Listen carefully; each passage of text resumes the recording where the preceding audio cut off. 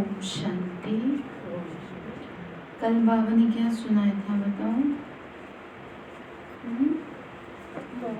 सच्चे सुहाग का अनुभव कर। सच्चा सुहाग कौन है? सबसे प्रीत तोड़कर बाबा से, अविनाशी सुहाग है। सबसे प्रीत तोड़ने का मतलब सबसे मोह हटा दो, निभाना है। समझो, यही तो समझना होता है, गहराई समझो इन बातों की। क्योंकि जो नए, जब ये कह ले, नए कह लो या पुराने कह लो, नए नए ज्ञान में चलते हैं, या कई बार पुरानों को भी ये बात समझ में नहीं आ पाती कि तोड़ना किसी से नहीं है, तोड़ कर निभाने से मतलब है कि सबसे संबंध निभाना है। ये शब्द जो है ना, ये ऐसे इस्तेमाल किए गए हैं, इनका अर्थ सिर्फ तोड़ना नहीं है, उल्टा इसका अपोजिट समझ लो। तोड़ना मतलब संबंध निभाना है, जोड़ना है। जुड़ा तो पड़ा ही है, या ये भी कह सकते हो, लेकिन आपको बाबा ने कहा था गृहस्थ व्यवहार में रह के सबसे संबंध आपको निभाना है, लेकिन साथ साथ बाबा को भी याद करना है। हाँ, जैसे आप और लोगों को प्रायोरिटी देते हैं, वैसे बाबा भी आपकी प्रायोरिटी होना चाहिए। जैसे आपको परिवार में चिंता रहती है ना, सुबह से चिंता हो जाती है, फलाने के लिए क्या बनेगा नाश्ते में, फिर दोपहर में क्या बनेगा, शाम को क्या बनेगा, तो ये क्या कर रहे हो आप? ये प्रायोरिटी उन लोगों को दे रहे हो, ठीक है। अब सबसे, और बाबा के बारे में सोचा कि बाबा क्या खाएगा, कुछ कहता नहीं है तो सोचना पूछने की जरूरत ही नहीं है। और बच्चे और परिवार वाले जब शोर मचाएंगे, चिल्लाएंगे, तो उनका क्या रहता है? डर रहता है। और जब बाबा डराने पे आएगा ना, तो फिर मेरे पास शब्द नहीं है। आप समझ रहे हैं? तो अब मतलब समझ में आ गया कि जैसे उनकी चिंता है, ऐसी बाबा की चिंता हो।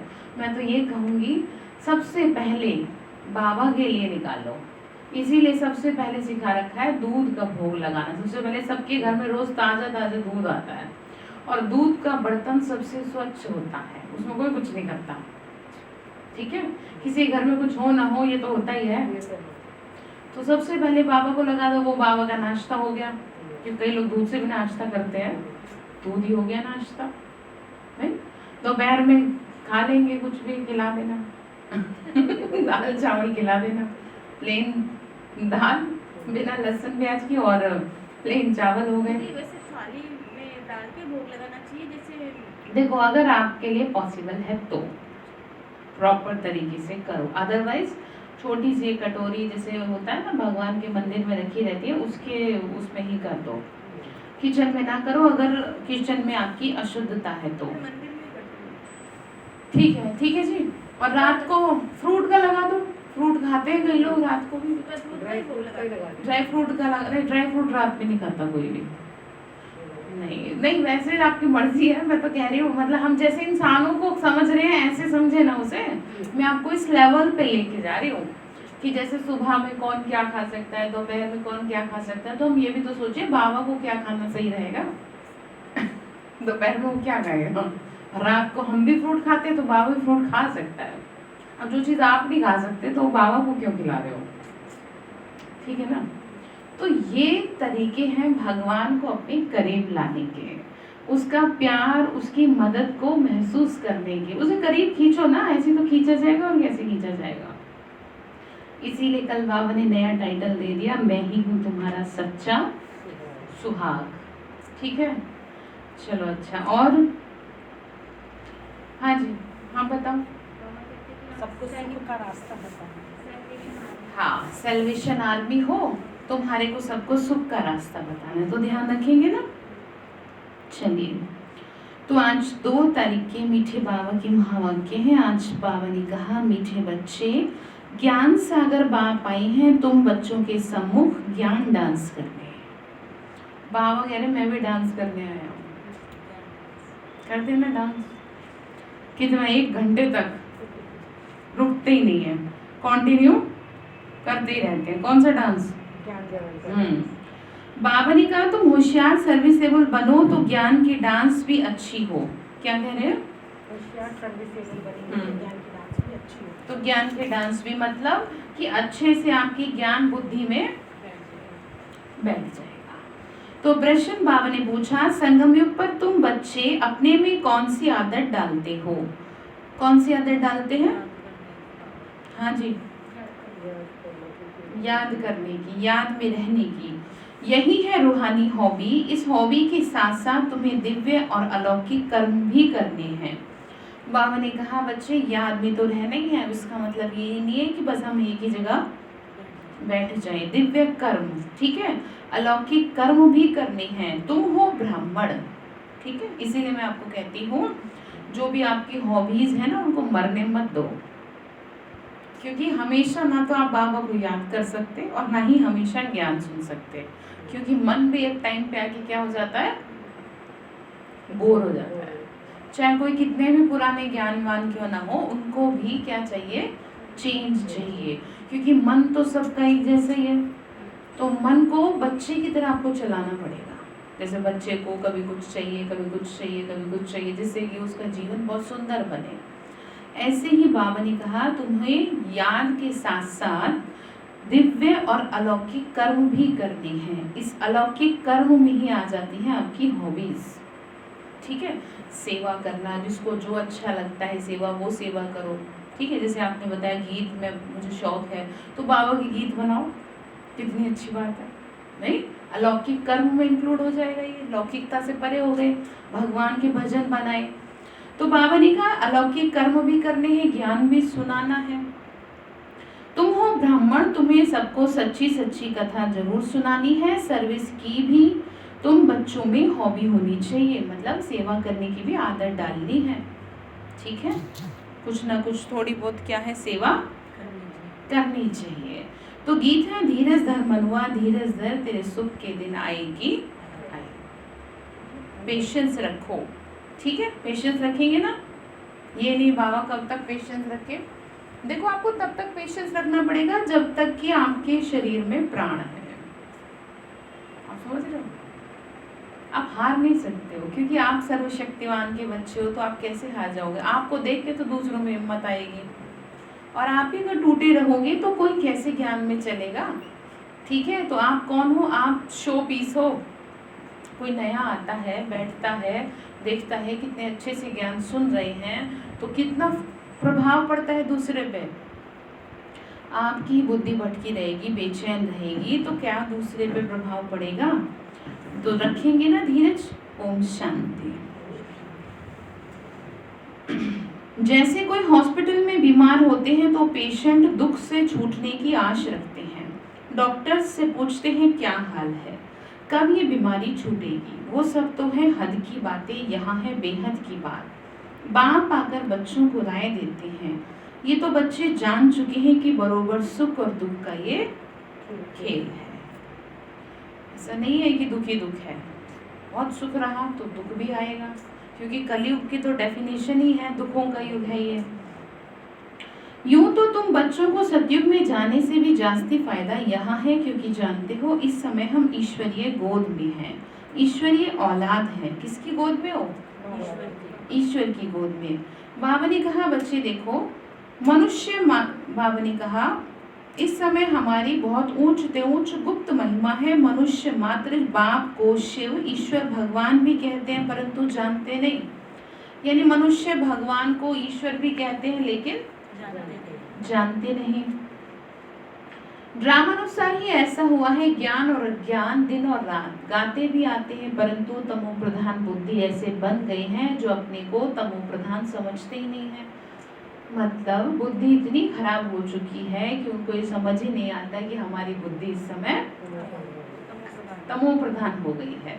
इसी को तो कहते हैं काल का सर पे बैठना, ठीक है। तो जब बुद्धि सबसे पहले खराब क्या होती है, क्या होती है? सबसे पहले खराब होती है बुद्धि। बस किसी की बुद्धि अगर एक बार फिर जाए तो फिर उसका कोई दुनिया में सिवाय किसके, सिवाय भगवान के और कोई डॉक्टर नहीं है जो किसी की बुद्धि को ठीक कर सके। हाँ, इसीलिए शिव बाबा के जो गुण है उसमें एक गुण ये भी है, जानते कौन सा? आपको गुण याद है? कुछ याद है? बुद्धि वाला रुको है जी, बताओ। दिव्य बुद्धि का। हाँ, दिव्य बुद्धि के दाता है। रोज सुबह जब उठती हूँ, सबको देते हैं बुद्धि। कितना अच्छा योग लग रहा है आपका। कितना मतलब सुबह सुबह बाबा के गुण याद आ गए। जैसे आज सुबह सुबह मैंने बाबा को, जैसे बच्चे को पकड़ते हैं ना, ऐसे पकड़ रही थी सपने में कि बाबा के साथ मतलब ऐसे खेल पाल करते रहो सारा दिन। जब आपका चिंतन ये चलता रहेगा ना, तो आपके दिमाग में कुछ और आ ही नहीं सकता। अब ऐसा नहीं है कि ज्ञान योग ही है सारा दिन, और भी बहुत सारी बातें हैं, लेकिन उनके चलते हुए भी बुद्धि पे किसी को क्या नहीं होने देते हम, हावी नहीं होने देते। तभी तो सपने में भी कौन मिलता है, बाबा मिलता है। परम धाम में सीधा मैंने देखा, जैसे बच्चे को पकड़ते हैं ना, बाबा आगे आगे भागे और मैं बाबा के, जैसे कि हम क्या खेल रहे हैं, हाँ पकड़म पकड़ाई खेल रहे हैं। अच्छा, मैं बाद में उठी, अरे मैंने कहा सपना था ये, बड़ा अच्छा सपना था। तो ऐसे आप करिए, इससे ना दो चीजें फायदे होंगे। तो आपका मन तो अच्छा होगा ही होगा, और साथ में तन भी अच्छा हो जाएगा। क्यों जानते हैं? क्योंकि उसकी याद में क्या करी, जो नींद उसकी याद में करी ना, उस शरीर को बिल्कुल बिल्कुल फ्रेश कर देगी। ज्यादा थोड़ी नींद हो पाती है हमारी, समझ रहे? लेकिन बाबा की याद में सोते हैं ना 4-5 घंटे, ये क्या हो जाते हैं हमारे लिए 9-10 घंटे के बराबर हो जाते हैं, क्योंकि बाबा रहता है ना। तो बाबा ने कहा, ज्ञान और अज्ञान दिन और रात गाते भी हैं, परंतु तमोप्रधान बुद्धि ऐसे बन गए हैं जो समझते नहीं है। बाप जो नॉलेज देते हैं वो कोई भी वेद शास्त्र ग्रंथ आदि में नहीं है, वो तो बाप सिद्ध कर बताते हैं। तुम बच्चों को रचता और रचना की आदिम अद्वैत की रोशनी देता हूँ, वो फिर प्रायलोक हो जाती है। मेरे बगैर किसी को ज्ञान मिल न सके। बाबा ने कहा, मैं तुमको नॉलेज देता हूँ, रोशनी देता हूँ, फिर ये छिप जाती है, मुझे ही आना पड़ता है। इसीलिए गीता में महावाक्य है, तभी आता हूँ जब धर्म ग्लानि होती है। बाबा ने कहा, बच्चे देखो, मेरे बगैर किसी को ज्ञान मिल न सके। क्या कह रहे हैं? ठीक है, कोई साधु महात्मा ऐसा पैदा नहीं हुआ, ऐसा अभी तक नहीं आया कि जो ज्ञान दे सके। बाबा ने कहा, वो फिर प्रायलोक हो जाता है। मैं ही समझाता हूँ, समझ में आता है कि कलयुग पास्ट हुआ है, फिर 5000 वर्ष बाद रिपीट होगा। ये नई बात है, ये तो शास्त्रों में नहीं है। शास्त्रों में समाप्ति की बात है कि हर 5000 वर्ष बाद महाभारत युद्ध होता है, और वही तो है ही 5000 वर्ष। जो लोग कहते हैं जी ब्रह्मा कुमारियां क्या कहती हैं, 5000 वर्ष बताती है, नई बात है, तो उनसे कहो महाभारत युद्ध जो बता रखा, उसमें क्यों बता रखा है कि हर 5000 वर्ष बाद क्या होता है, ठीक है? तो क्यों, हमने तो नहीं कहा, गीता हमने तो नहीं लिखी, किसने लिखी? फिर वो उनको कहाँ से बुद्धि आई? तो आप ऐसे कह सकते हैं, अगर कोई आपसे इस बारे में पूछे तो। बहस नहीं करेंगे लेकिन किसी से, क्योंकि बाबा ने हमें बहस करनी सिखाई नहीं, ज्ञान के मामले में तो बिल्कुल भी नहीं। जानते क्यों? क्योंकि ये ज्ञान बहुत मूल्य है, इसका बहुत ऊंचा मूल्य है, जो पैसों में नहीं चुकाया जा सकता। और ये ज्ञान वेस्ट ना जाए। जैसे कोई एक बार आप कुछ किसी को अच्छी बात बता रहे हो, दूसरा सुन के राजी नहीं, इधर उधर देख भी रहा होता है। अगर जैसे हम किसी को कोर्स कराते तो हमें समझ में आ जाता है। हाँ, जो इधर उधर देखने का मतलब ही क्या है, आपको इंटरेस्ट नहीं है, फिर हम ही क्या कर देते हैं उसे, वो फिर पता चलता है 2 दिन बाद खुद ही गायब। पता तो चल जाता है ना ऐसे। बाबा ने कहा, बाप तो नॉलेज सभी को एक जैसी पढ़ाते हैं, परंतु उदाहरण में नंबरवार है। कोई अच्छे सर्विसेबल बच्चे आते हैं तो बाबा का डांस भी ऐसे चलता है। मतलब बहुत अच्छे बच्चे बाबा की जो सेवा में ज़्यादा रहते हैं ना, या जिनको बहुत अच्छा लगता है कुछ अच्छा ज्ञान सुनाएं या करें, तो बाबा उनके सामने मुरली भी बहुत अच्छी सुनाते हैं। वो इसीलिए जिससे कि बाबा को भी सुनाने में कि बच्चों का इंटरेस्ट है। अब जैसे आप यहाँ बैठ करके मुरली सुना रहे हैं और आप सारे, कोई किधर देख रहा है, कोई किधर देख रहा है, कोई सो रहा है, कोई कुछ कर रहा है, तो क्या होगा? ठीक है, तो ये नहीं सोचना हम सुना रहे हैं, कौन सुना रहा है? बाबा सुना रहे हैं। ठीक है, डांसिंग गर्ल के आगे देखने वाले बहुत शौकीन होते हैं। बावनी का जो डांस करता है उसको कितना अच्छे से देखते हैं ना, तो वो भी खुशी में बहुत अच्छा डांस करती हैं।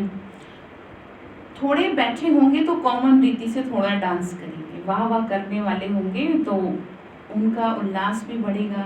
तो यहाँ भी ऐसे है, मुरली तो सब बच्चे सुनते हैं, लेकिन सम्मुख सुनने की बात है।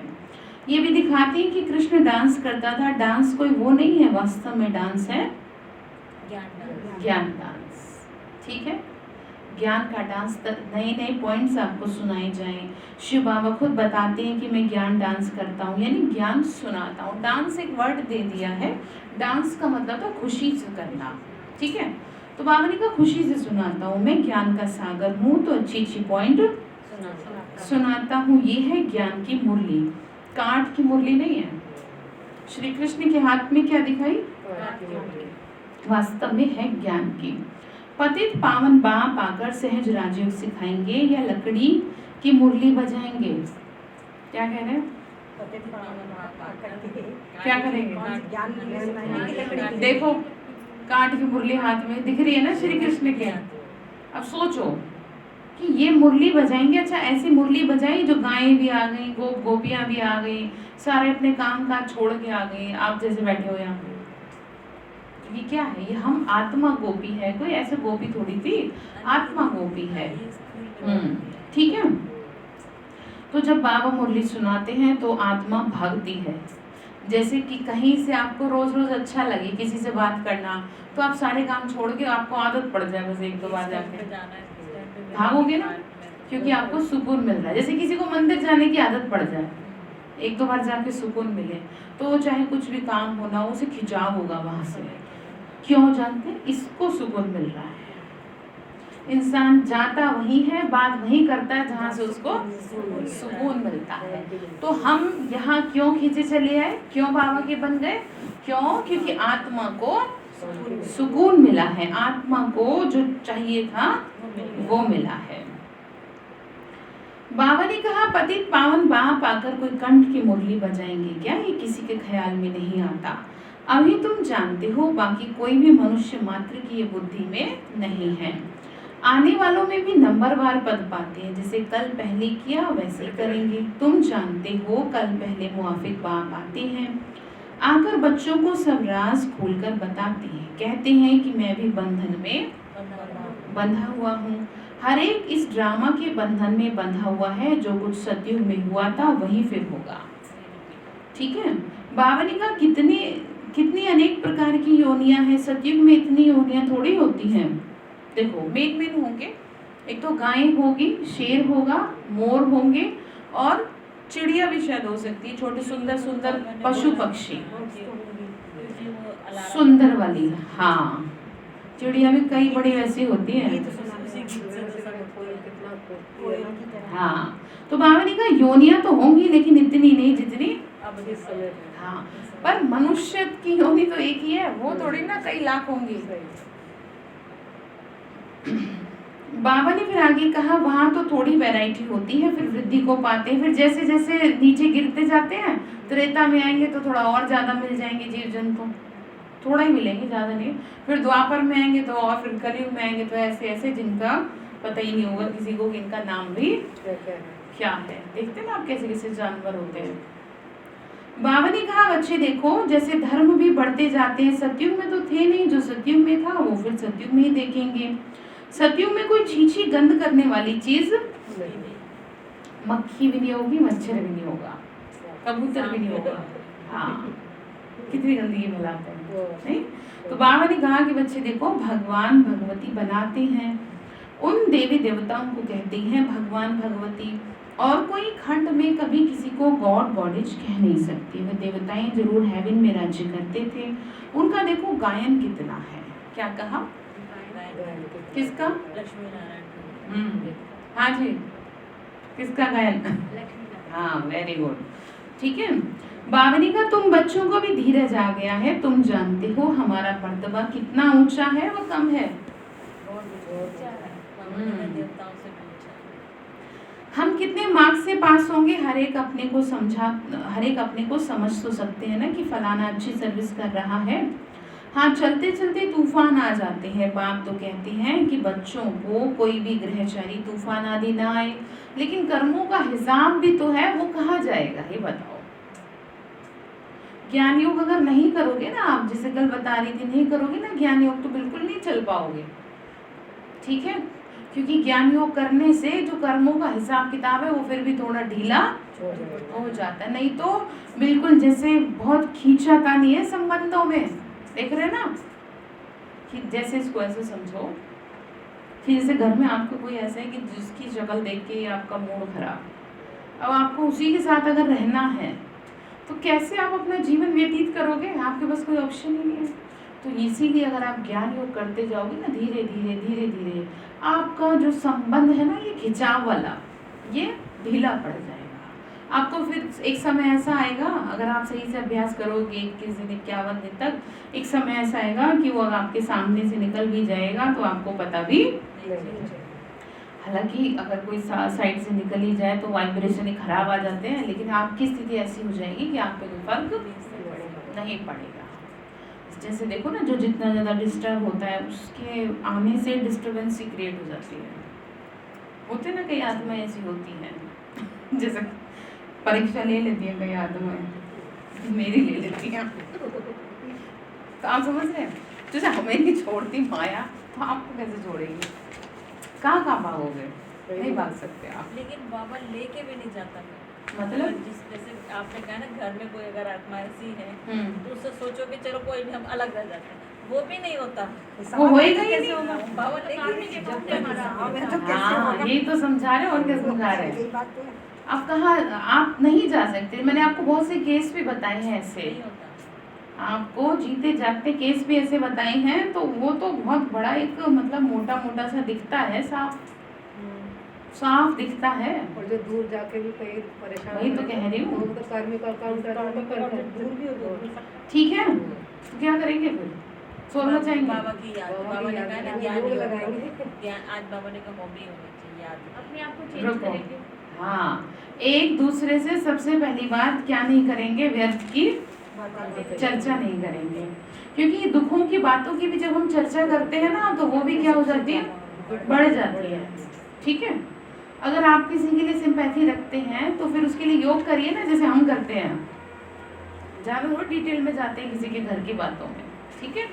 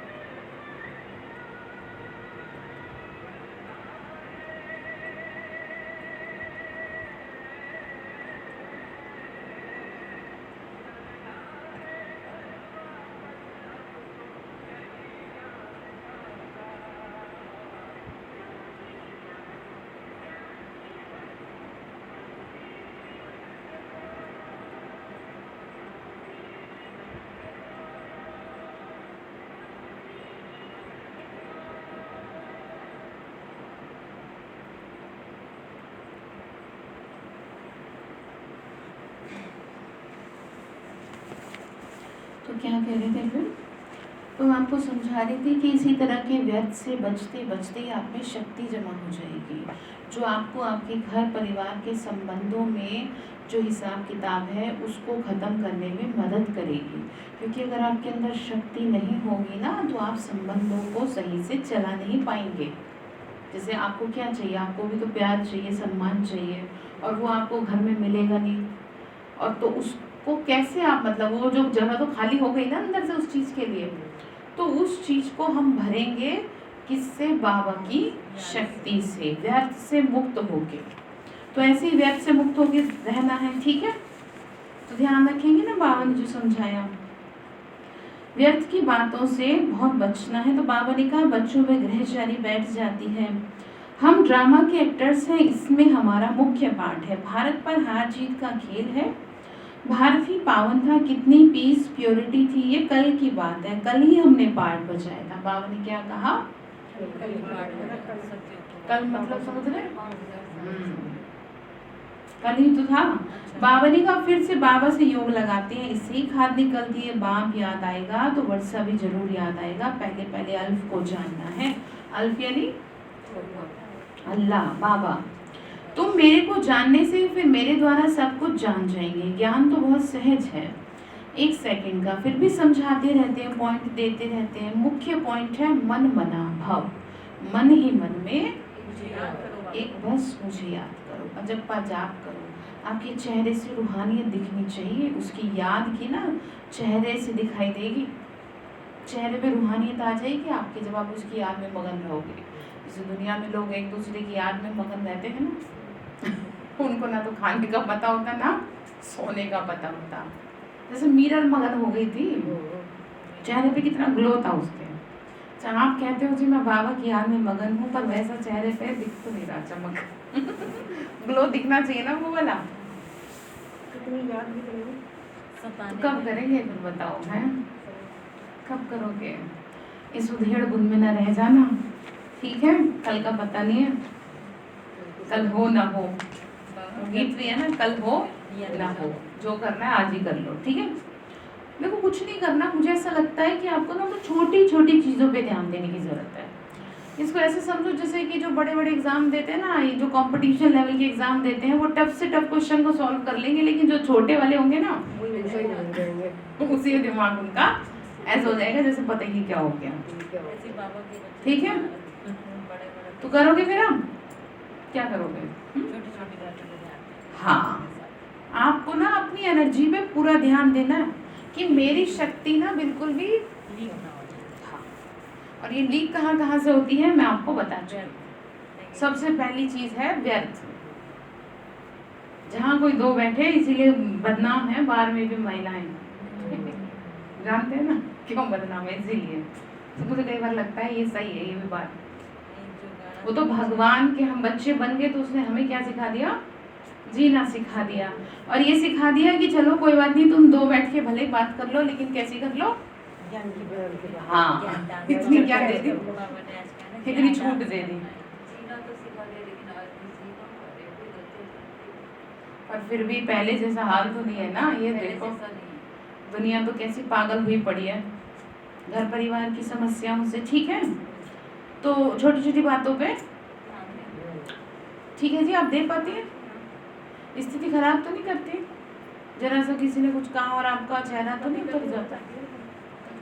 पर उसको कम करो। जैसे पहले होता था महीने में एक बार, अब हो साल में एक बार क्यों जी? आपका कितने साल में एक बार होती है, 6 महीने में एक बार होती है स्थिति खराब, या पता चले हर दूसरे दिन हो जाती है। दूसरे दिन तो नहीं होती है। हाँ, तो दूसरे दिन अब नहीं होती ना, तो इसको भी कम करो, ठीक है? चलो ये भी अच्छा है। हाँ, तो ध्यान रखेंगे ना कमलेश में। आप भी स्थिति आपकी देखो, थोड़ा थोड़ा दिखता है आपके चेहरे से बाबा का प्यार ठीक है?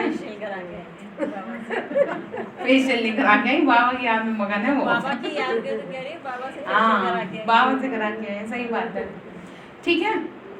आपके चेहरों से भी दिखना चाहिए, जो अभी उतना दिख नहीं पा रहा। जब दिखेगा तो आपको खुद ही बाबा बता दिया जाएगा। ठीक है। शेयर कराना योग। ठीक है जी। आप जैसा बाबा को पूरा ध्यान रखती हो ना, जैसे आप लगन में मगन रहती हो, उस हिसाब से कम दिखता है। सारा दिन आप कितना ध्यान रखती हो, जो मुझे बताती हो उसके अकॉर्डिंग बता रही हूँ, दिखना चाहिए। देखो मैं तो साफ बताती हूँ। जैसे कि वो शुरू में किसी ने सेवा करी थी, तो आपने उनको बोला था राजी को कि कैसे इस पे चेहरे पे ग्लो दिख रहा है, तो वो तो अभी ज़्यादा ज्ञान में चला भी नहीं है, तो बस थोड़ा सा ज्ञान में बाबा की याद में रहता था। तो समझ गए आप? यही बात बाबा हम बच्चों को समझाते हैं। बाबा ने कहा देहाभिमान में जाने से अनेक प्रकार के गुटके आ जाते हैं, मतलब कोई ना कोई गलती आप करते रहोगे। बाबा ने कहा फिर योग में रहने नहीं देते। जैसे भक्ति मार्ग में कृष्ण की याद में बैठते हैं तो बुद्धि कहाँ कहाँ भाग जाती है। भक्ति का अनुभव तो सबको है, इस जन्म की बात है। इस जन्म को जानने से कुछ ना कुछ पास्ट जन्म को भी समझ सकते हैं। बच्चों को हॉबी हो गई है बाप को याद करने की, आदत पड़ गई ना। देखो अभी कितनी अच्छी आदत आपको पड़ गई, अब ऐसे ही आदत पड़ जाए व्यर्थ से बचने की। बस इतना कर लो आप, जहाँ व्यर्थ हो वहां से मुंह मोड़ लो कि ये मेरे मतलब की चीज नहीं है। चाहे आपके घर में ही हो रही हो, चाहे आपको कोई उल्टी सीधी बोल भी रहा हो, कुछ भी कर रहा हो, कैसी भी एक्टिविटी घर में करते रहते हैं ना एक दूसरे के साथ, तो इसलिए आपको क्या करेंगे? हाँ, बाबा ने कहा जितना जितना याद करेंगे उतना खुशी रहेगी। साथ साथ दिव्य अलौकिक कर्म भी करना है। तुम हो ब्राह्मण, तुम सत्यनारायण की कथा अमर कथा सुनाते हो। मूल बात एक है जिसमें सब कुछ आ जाता है, याद से विक्रम विनाश होंगे। ये एक ही हॉबी है रूहानी। बाबा ने कहा बाप समझाते हैं कि नॉलेज बड़ी सहज है। कन्याओं का नाम भी गाया हुआ है, अधर कुमारी, कुंवारी कन्या। कुंवारी का नाम सबसे ज्यादा बाला है, उनको कोई बंधन नहीं है। वह पति तो विकारी बना देते हैं, ये बाप तो स्वर्ग में ले जाने के लिए श्रृंगारते हैं, स्वीट सागर में ले जाते हैं। बाप कहते हैं इस पुरानी दुनिया को, पुरानी देह को क्या कर जाओ, भूल जाओ, क्योंकि बाप इस समय तुम्हें श्रृंगार रहे हैं। आत्मा को श्रृंगारा जा रहा है ना, तो जाके अच्छा जन्म तो मिल जाएगा कम से कम। यहाँ के श्रृंगार से तो बेहतर है। अच्छा, यहाँ का श्रृंगार अब इतना खतरनाक है कि कुछ भी हो जाता है, साइड इफेक्ट भी हो जाता है। नहीं, कैसे क्या हो जाता है मैं सोचती हूँ, बताओ। ये भी कर्मों का हिसाब ही होता होगा उस आत्मा का, ये भी कोई ना कोई उसका हिसाब ही होगा कि जिसके साथ ऐसा हो जाता है। अब ये देखो, ये हिसाब की तो बात है कि जो ऐसे निकल के आगे करा था अच्छे के लिए और हो, समझ रहे हैं आप? इसीलिए समझाती हूँ कि कर्मों का हिसाब कब कहाँ से निकल के आ जाए कुछ, तो इसीलिए सावधान रहेंगे ना, दुखी तो नहीं होंगे। ठीक है। बाबा ने कहा कि बच्चे देखो, बाप कहते हैं अब सब भूल जाओ। अब फिर बाप से वर्षा लेंगे ना, हिम्मत रखते हैं, फिर भी माया से लड़ाई तो है, आगे तो हुई। ये बाबा है ना, कल समझाया था ना आपको, कहते हैं कि बाबा कुछ करते ही नहीं है। मैंने बोला था ना, उसे छोड़ के देख लो, आपको पता चल जाएगा कि तुम पानी में हो। बहुत कुछ करते हैं। अच्छा, आपका लाई नहीं थे? नहीं, कईयों को लगता है देखो कि पता नहीं बाबा तो हमारी मदद नहीं कर रहा, बाबा के बिना कुछ हो सकता है क्या? तो इसलिए आप सोचो कि बाबा के बिना के 90% वही कर रहा है, आपके पास तो केवल 10% आ रहा है जिसमें आपके हाथ पैर फूल रहे हैं। और उसका कारण ये है कि आपकी सच्ची लगन नहीं है अभी जैसी चाहिए।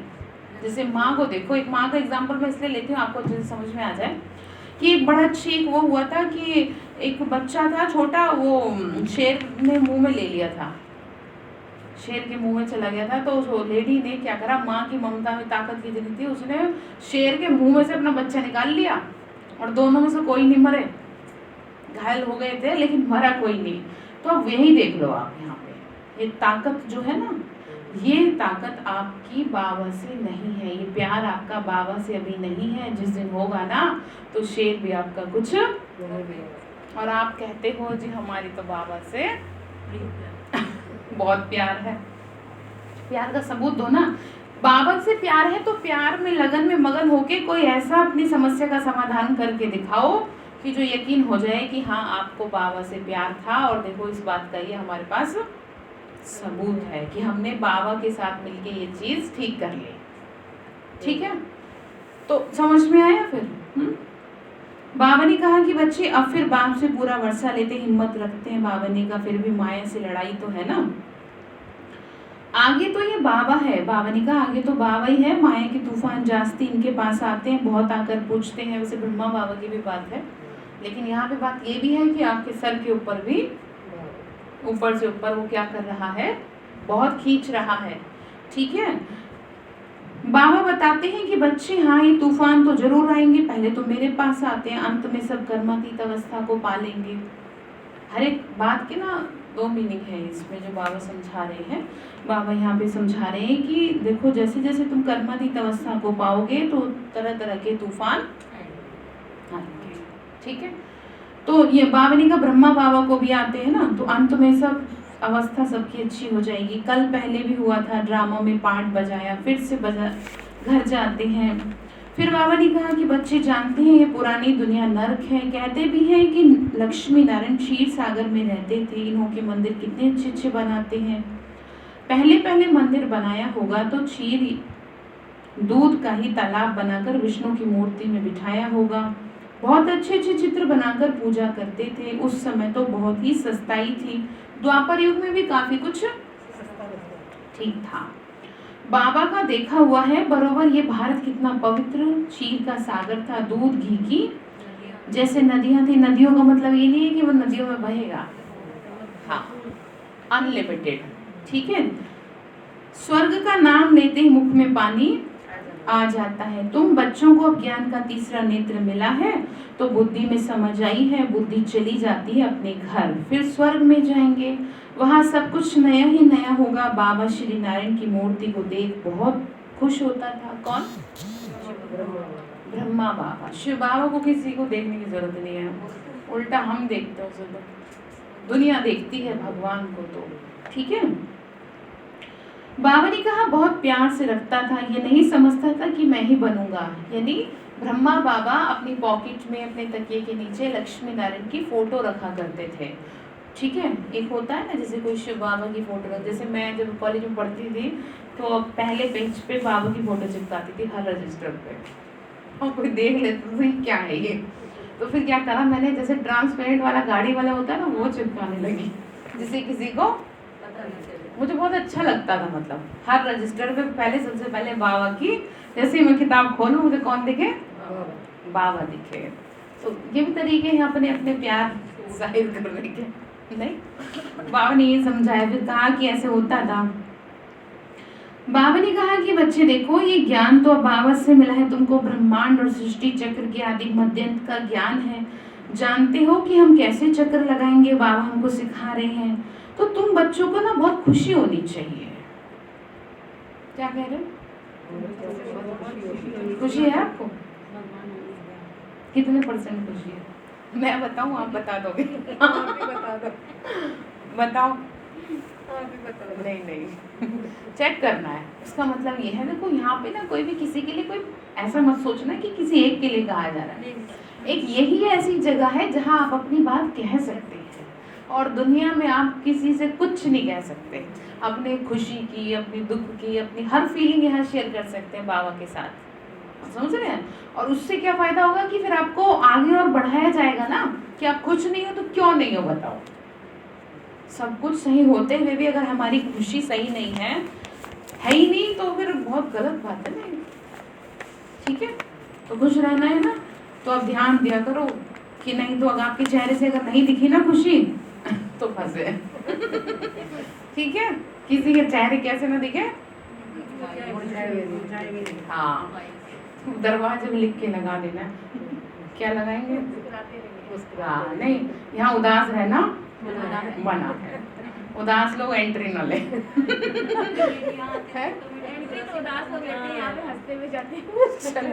ये भी सही है, तो ध्यान रखेंगे। ठीक है, यही उदासी आपकी ना होनी नहीं चाहिए, दिखनी नहीं चाहिए चेहरे से। बाबा ने कहा खुशी तुमको तो बहुत होनी चाहिए, बाकी थोड़ा समय है, शरीर को कुछ ना कुछ तो होता ही रहता है। तुम्हारा ये अंतिम जन्म है, अब तुम्हारे सुख के दिन आ रहे हैं ड्रामा प्लान अनुसार। ठीक है, तो बाबा ने कहा जानते देखते हो कि विनाश सामने खड़ा है, तुमको तीसरा नेत्र मिला है, मूल वतन, सूक्ष्म वतन और स्थूल वतन को अच्छी तरह जानते हो। मूल वतन जानते हैं क्या होता है? Very good. स्थूल वतन? यही, हाँ बिल्कुल सही बताया आपने। हाँ, ये साकार मनुष्य लोक, ठीक है। और क्या है? सूक्ष्म वतन। सूक्ष्म वतन कहाँ है? कहाँ रहते? बताओ कहाँ पर? किसी को समझाओगी तो कहाँ है? रुक जाओ, बताओ। ये सीखना होता है। देखो, ये आकाश से ऊपर जो दुनिया है, और ये जो दुनिया है ना, ये सिर्फ हमारे लिए है, और वो इसलिए कि बाबा हम बच्चों को समझाए। ये संगम युग पर ही क्रिएट किया गया है सूक्ष्म वतन। वास्तव में दुनिया दो ही है, जैसे एक स्वर्ग एक नरक है ना, ऐसे ही एक मनुष्य लोक है और एक परलोक है, ठीक है। अगर कोई पूछे आपसे, हाँ, सूरज चांद से तारों से भी पार, उससे भी पार। जब आपको योग कराती तो कहती हूँ ना और ऊपर चलो, तो कोई ये कहते हैं कहाँ ले जाओगे आप? मैंने कहा चलते जाओ और ऊपर आओ। तो बहुत ऊपर है वो, मतलब बहुत ही ऊपर है। तो फिर रात को आप ना एक काम किया करो, इससे ना आपकी योग अच्छा होगा। अपनी छत, जिसके घर में छत हो या पार्क में जाके बैठ सकते हो, थोड़ी देर देखा करो जरा आकाश की ओर, देखा करो बाबा कितना ऊंचा बैठा, देखो जाके आपको मजा आएगा। ऐसे बाबा से ध्यान करो, बाबा आप इतना ऊंचा बैठे हो, हमें यहाँ छोड़ दिया नहीं, तो अब जल्दी जल्दी हमें भी क्या करवाओ, तैयार करवाओ, ठीक है। अच्छा, आपको खुशी होगी इसमें बहुत। 5-10 मिनट ही बैठ जाओ छत पे जाके कुर्सी लेके, और इससे एकाग्रता बहुत अच्छी होगी और योग बहुत अच्छा लगेगा आपका, ठीक है। ब्रह्मा बाबा बहुत करा करते थे इसको। पानी के जैसे झरने के पास बैठ जाते थे। यहाँ के झरने तो मिलने से रहे, लेकिन आकाश तो मिल सकता है। आकाश के नीचे तो बैठ सकते हैं, तारों की छांव में तो बैठ सकते हैं, तो तारों की छांव में आप बैठना, ठीक है। तो बाबा ने कहा, फिर समझाया, बच्चे इस समय हमको बेहद का बाप टीचर बन पढ़ाते हैं, परंतु नई बात होने के कारण कई भूल जाते हैं। नहीं तो बाबा कहने से खुशी का पारा चढ़ना चाहिए। राम तीर्थ श्री कृष्ण का भक्त था, तो कृष्ण के दर्शन के लिए कितना करते थे। उसको साक्षात्कार हुआ और खुशी हुई, परंतु उससे क्या हुआ? देखो, बात वहां पे किसी की मानो जहां पे आपका कोई फायदा हो। अब फायदा हमारा बाबा को याद करने से क्या होगा? हमारे पाप कटेंगे। भक्ति पूजा पाठ से आपका टाइम तो खराब चीजों की जगह सही चीजों में लग सकता है, सफल हो सकता है, लेकिन उससे प्राप्ति। अच्छा, अगर हमारी बात नहीं समझ में आती तो गीता में तो साफ ही लिखा है। फिर गीता में क्यों लिखा है? इसका मतलब गीता झूठी? गीता झूठी कहते भी शर्म आए। भाई गीता को आप झूठा कह रहे हो, आप कैसे लोग हो? तो गीता झूठी नहीं है ना, तो फिर एक जना तो झूठा होगा, या तो कोई भी झूठा नहीं है, ठीक है। तो पूजा पाठ कोई कितनी कर ले, अगर कोई सही से पूजा पाठ करता होता ना, तो उसके जीवन में क्या दिखता? परिवर्तन दिखता। लेकिन ऐसा कोई नहीं है दुनिया में जिसके जीवन में पूजा पाठ करके परिवर्तन आया हो। तीर्थ बहुत करते हैं लोग, लेकिन एक क्षण भंगुर का भी परिवर्तन नहीं है। तो बाबा ने कहा, यहाँ तो तुम बच्चों को खुशी है, तुमको 21 जन्मों के लिए मिल रहा है, 3 हिस्सा तो तुम सुखी रहते हो ना। अगर आधा आधा हो फिर तो कुछ फायदा नहीं। तुम 3 हिस्सा सुख में रहते हो, तुम्हारे जैसा सुख तो किसी को है नहीं। तुम्हारे लिए तो सुख अपार है, महान दुख में भी दुख का महान सुख में तो दुख का पता नहीं चलता। संगम युग पर तुम दोनों को जान सकते हो। अभी हम दुख से कहाँ जा रहे हैं? मुख है दिन तरफ और लात है रात की तरफ। रात समझ रहे हैं? इस कलयुगी रात की तरफ। इस दुनिया को लात मारनी है, मतलब अब छोड़ दो, ठीक है। बाबा ने कहा था, बुद्धि से भूलना है। आत्मा जानती है कि अब वापस घर जाना है, बहुत पाठ बजाया, ऐसे ऐसे अपने साथ बातें करनी है। अब जितना याद करेंगे उतना कट निकलेगी।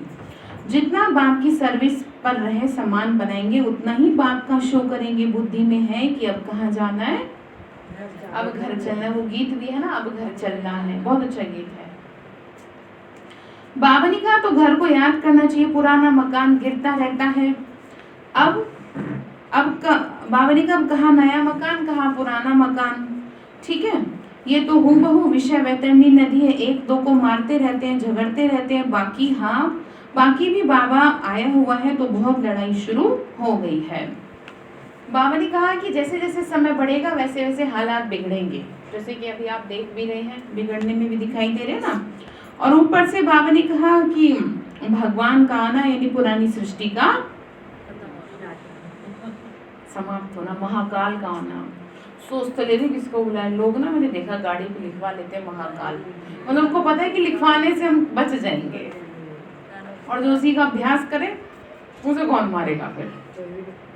वो जो उसका आह्वान करे आ जाओ, सोच के देखो, जो उसका आह्वान कर रहा है रोज बुला रहा है, तो उसे ना तो प्रकृति उसका कोई कुछ बिगाड़ पाए, ना जादू टोने बिगाड़ पाए, ना कोई इंसान उसका कुछ बिगाड़ पाए। जो अभ्यास करे महाकाल का, तो कहते हैं ना कि मैं महाकाल का बच्चा हूँ। शिव के गाने भी कैसे कैसे बना दिए, तो इसीलिए तो किसी ने कुछ तो महसूस किया ही होगा। ठीक है, तो बाबा ने कहा बाकी भी बाबा आया हुआ है तो बहुत लड़ाई शुरू हो गई। अगर स्त्री विकार नहीं देती तो कितना तंग करते हैं, कितना माथा मारते हैं। कल पहले भी अत्याचार हुए थे, वो अभी की ही बात गाई हुई है। देखते हो कि कितना पुकारती है, तो वही ड्रामा का पार्ट चल रहा है। ये बाप जाने और न जाने कोई, आगे चल सबको समझना है। गाते भी हैं पतित पावन सर्व का सदगति, दाता एक राम, दाता एक राम, भिखारी सारी दुनिया। राम एक देवता, पुजारी सारी दुनिया। तो राम देवता है, देखो गीत में लिखा है, मैं थोड़ी बता रही ये गीत में लिखा है। मैं सोच रही ये मैंने सुन लिया, गलती से मेरे कान में पड़ गया, तो मैंने कहा राम के लिए देखो देवता ही कहा, भगवान नहीं कहा। ठीक है, वही बात समझा रहे। तो बाबा ही है ना दाता। तो तुम कोई को भी समझा सकते हो कि भारत स्वर्ग और नरक कैसे बनता है। आओ तो हम तुम्हें सारे वर्ल्ड की हिस्ट्री ज्योग्राफी समझाएं। ये बेहद की हिस्ट्री ज्योग्राफी ईश्वर ही जाने, ईश्वर के बच्चे तो तुम ही हो ना, तो तुम ही जानो। पवित्रता सुख शांति की कैसे स्थापना होती है, बेहद के बाप ही तो बताते हैं। बाप आकर समझो, टॉपिक बहुत है, तो तुम बच्चों का दिमाग अब भरपूर हो गया है। किससे? ज्ञान से, ज्ञान के पॉइंट से। तो बाबा ने कहा सारी नॉलेज तुम बच्चों के पास है, नॉलेजफुल बाप से नॉलेज मिल रही है, फिर हम ही लक्ष्मी नारायण बनेंगे। वहां फिर ये नॉलेज कुछ भी नहीं है, बड़ी गहरी बातें हैं। बच्चे सीढ़ी को अच्छी रीति समझ गए हैं। तो ये चक्र है ना 84 का, अब मनुष्यों को क्लियर कर समझाना है। इसको अब स्वर्ग व पावन दुनिया थोड़ी कहेंगे। किसको? हाँ, पावन दुनिया थोड़ी कहेंगे। सतयुग अलग है, कलयुग अलग चीज है। ये चक्र कैसे फिरता है ये समझाने में सहज है, समझानी अच्छी लगती है। बताओ जी, बुरा तो लगता बाबा क्या रोज रोज एक ही बात समझाओगे। अगर माँ बाप का बुरा मानेंगे तो किसका भला मानेंगे, मुझे ये बता दो। बच्चे अगर माँ बाप की बात को ही बुरा मानेंगे तो हम भी तो बच्चे हैं। किसके? और पहली तो बात बुरा मानने की तो यहाँ कोई आपसे प्यार ही तो है, जो रोज आपसे वो 1 घंटा बैठा के समझाता है कितने अच्छे से। समझ लो तुम देवता थे, तुम ही थे और कोई नहीं था, बस तुम ही थे। चल फिर मुझे ऐसा लगता है कि मजबूर हो ही जाएंगे हम भी सोचने के लिए कि बाबा रोज रोज जैसे आप अपने बच्चे को कहते हो तुम नालायक है, भले बेचारा ना भी हो नालायक, एकदम से लगेगा कि मेरी माँ मुझे क्यों कहती है कि मैं नालायक हूँ सच में। ठीक है, तो आप मजबूर हो रहे हो ना फिर देवता बनने के लिए या खुशी से बनोगे? हाँ, वेरी गुड, शाबाश। इसमें कैसी मजबूरी है, तो हमारा सौभाग्य है कि भगवान ने हमें ये टाइटल दिया। हाँ, बावनी का ये समझाने में सहज है, समझानी अच्छी लगती है, परंतु पुरुषार्थ कर याद की यात्रा में रहे ये बहुतों से हो नहीं सकता। बावनी का अब मेहनत कर ले ये तो कैसे करें, मतलब पता ही नहीं कैसे सारे करेंगे।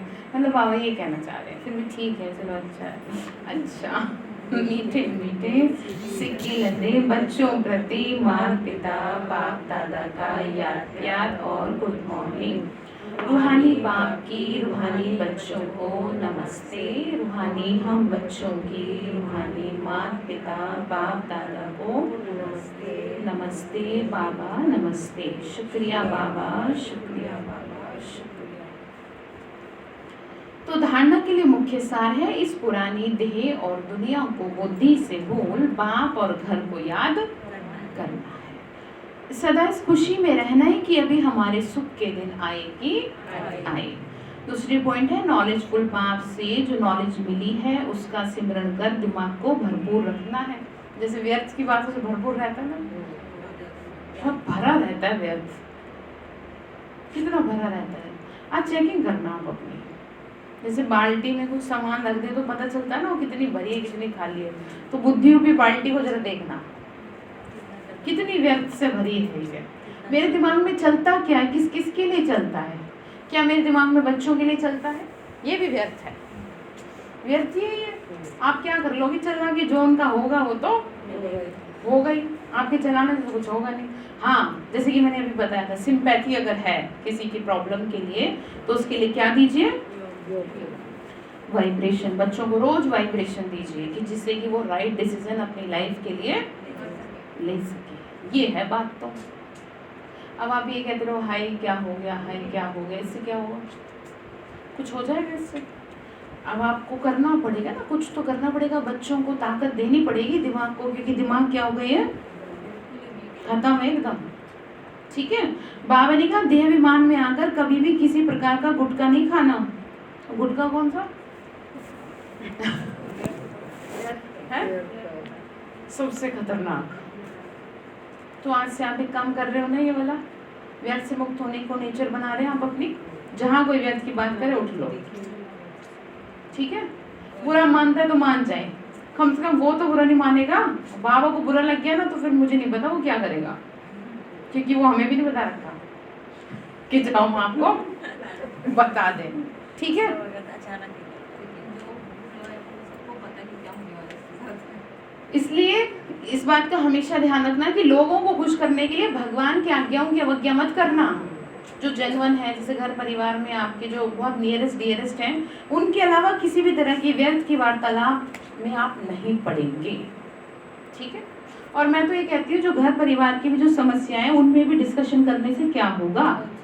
इतनी देर में आप आधे घंटे बैठ के बाबा को याद करके उसे वाइब्रेशन क्यों नहीं दे देते कि इसका ये काम हो जाए, मेरे जीवन का पुण्य इस आत्मा को मिल जाए और इसकी समस्या खत्म हो जाए, बस हो गया। ठीक है। इतना तो कर ही सकते हैं सब। आप उससे पूछो तो कैसे हुआ, क्यों हुआ, ये हुआ, वो हुआ, मेरे साथ भी ये हुआ, उसके साथ भी ये हुआ, फलाने के साथ भी ये हुआ, बस हो गया फिर तो। कितना व्यर्थ। ये तो बहुत खतरनाक, वायरस से भी ज्यादा खतरनाक है, पता है आपको? वायरस का तो इलाज है, इसका कोई इलाज नहीं है।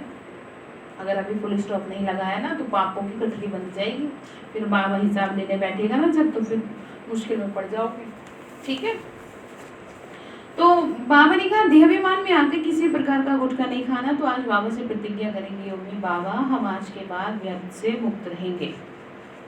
बाबा से प्रॉमिस करो।